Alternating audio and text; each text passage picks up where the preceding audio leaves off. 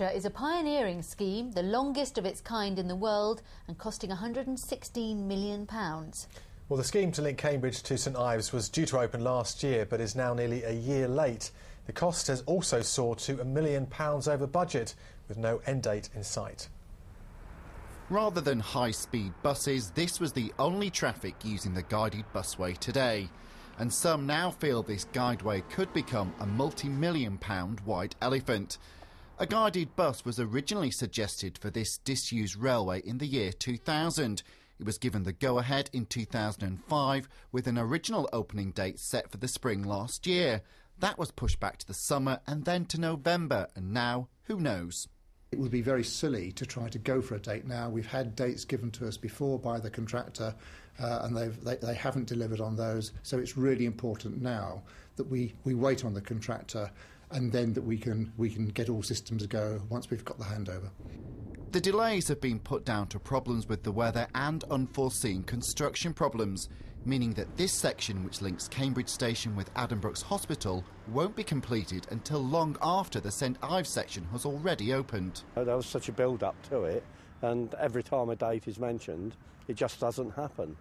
And now there's no date been announced, and we have to wait until it is complete.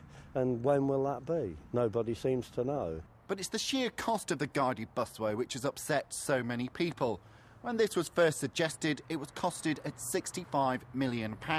That later rose to £86 million. And when the contracts were finally let, it was costed at £116 million. And now the County Council says it's over budget by at least another £1 million. But one group which campaigned against the guided bus and fought for the rail line to be reopened instead claims that a £1 million overspend is far too small and even questioned the benefits of the scheme itself. The fastest conventional bus journey is around 31 minutes. The fastest guided bus journey, I believe, is either 34 or 35 minutes. So that's already slower. And that, I believe that time, I'm right in saying that timing only takes you to the park and ride site. But either way, for the saving of 2 or 3 minutes, I really don't think £150 million has been worthwhile. The question now is, when the busway does open, will it be attractive enough to tempt motorists off the A14 and into these bus shelters? And only then will we know if the bus really has been worth the wait. Stuart Radcliffe, BBC Look East, Cambridgeshire. Well, now for an incredible piece of engineering, an engine design which is still in use after more than 80 years, and it's made in Northamptonshire.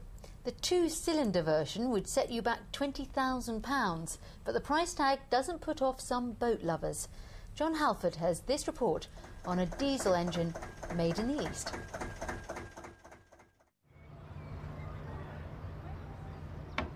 Inside Steve Burt's narrowboat is something he's proud of.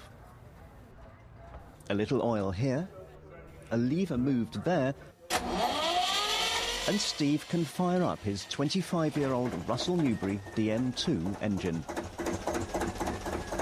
Well, that's not bad. That's 2 weeks since it last ran, so it's started first turn of the key, so I'm quite pleased with that.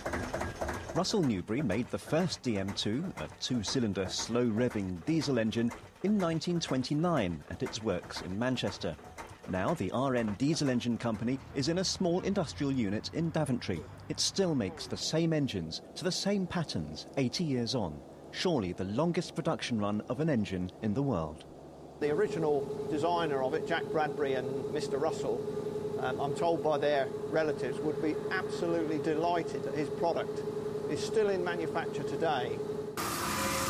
A cylinder head cast in South Wales is being machined to the greatest accuracy. Here, everything is still measured in inches. I find this kind of old-fashioned engineering quite nice to do. I've had the opportunity to design quite a lot of fixturing for this work. It's something you don't often get the opportunity to do, both design and manufacture. Customer Norman Mitchell has come to see how his three-cylinder engine is progressing. Tell me how much this engine is costing you. Of the order of £26,000.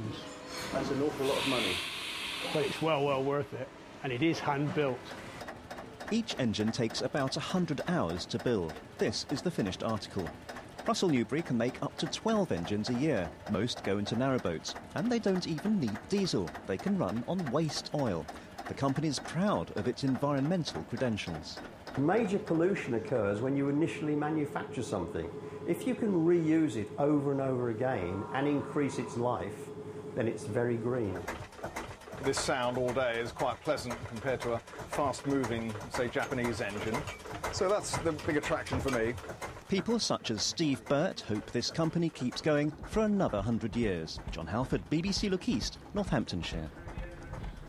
Fabulous to see things still made that old-fashioned way and made so beautifully. Yeah, I wonder if it works in the cold. That's the key subject at the moment, well, the cold, isn't it? It is cold, goodness, yes.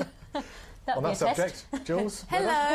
Yes, lots to talk about. We're actually going to start with a photograph taken this afternoon of snow on the seawall at Bacton. Mike, thank you very much for sending this in.